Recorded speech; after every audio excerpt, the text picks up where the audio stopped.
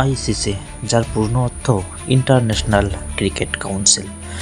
একে আপনি international cricket council না বলে ইন্ডিয়ান ক্রিকেট কাউন্সিল বললেও কোনো অংশে ভুল হবে না, কারণ এই আইসিসি ইন্টারন্যাশনাল ক্রিকেট কাউন্সিল এরা ইন্ডিয়ারই দালালি করে। তাই তো একে ইন্টারন্যাশনাল ক্রিকেট আইসিসি না বলে ইন্ডিয়ান ক্রিকেট কাউন্সিল বলাই ভালো।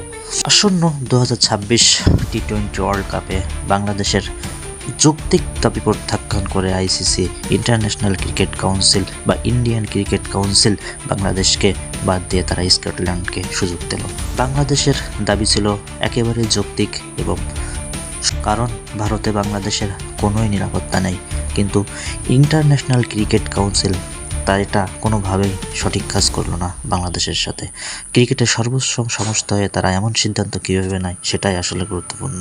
এই জন্য আইসিসিকে ইন্টারন্যাশনাল ক্রিকেট কাউন্সিল না বলে ইন্ডিয়ান ক্রিকেট কাউন্সিল বলাই ভালো, কারণ তারা ইন্ডিয়ানের দালালি করে, ইন্ডিয়ার দালালে আইসিসি। সুতরাং এটা ইন্টারন্যাশনাল ক্রিকেট কাউন্সিল না, এটা ইন্ডিয়ান ক্রিকেট কাউন্সিল বা বিসিসিআই বলাও যায়।